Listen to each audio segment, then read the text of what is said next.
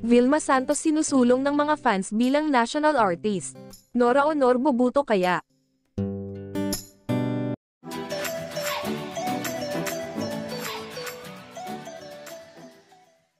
Pagkatapos gawaran ng National Artist Award ang superstar na si Nora Honor, maraming nagsasabi na dapat daw ang kasunod na bigyan nito ay ang star for all seasons na si Vilma Santos.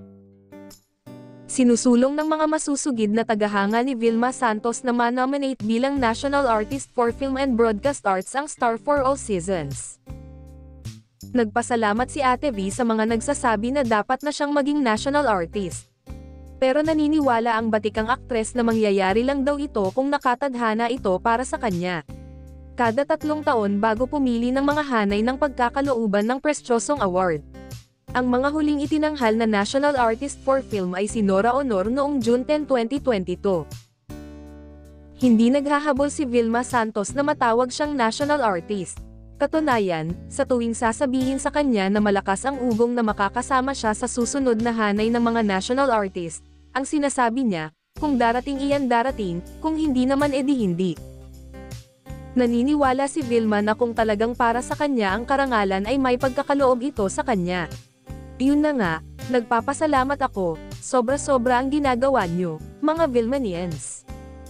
For that, panalo na ako doon.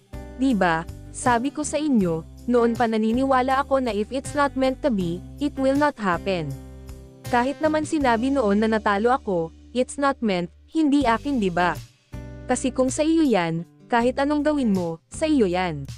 Patuloy niya, it's like parang attend ka ng awards night na sasabihin sa iyo, best actress ka. Pero pag di ka attend, di ka mananalo. Sagot ko, kung deserve ko yun, kaya nandyan ako o wala, you will give it to me kasi deserve ko. Ganon din yun, kaya anuman ang sabihin nyo, kaya may bashers or what, kaya may pabor sa iyo o hindi, kung akin yan, akin yan. Ngayon, kahit anong gawin nyo, kung hindi akin yan, hindi akin yan. Sabi nga kung di ukol, di bubukol. Aniya, iba-iba raw kasi ang panlasa at preference ng mga tao pagdating sa arts. Kaya maaaring magaling daw siya para sa iba ngunit mayroon din daw na hindi nagagalingan sa kanya.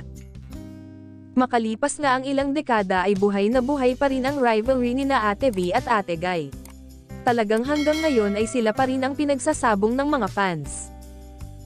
Napag-usapan din sa gabi ng Famas ang posibleng pagkaka-nominate sa Star for All Seasons Vilma Santos sa pagiging national artist na ang deadline ay sa June 30, 2024 na. Maraming tagapagtanggol si Ate V sa lahat ng sektor. Ang ultimate tanong since sa level 3 ng botohan ay kasama na ang mga existing at present na national artist ay kasama, iboboto kaya ni Ate Guy si Ate V para maging kahanay niyang national artist? Aabangan natin yan.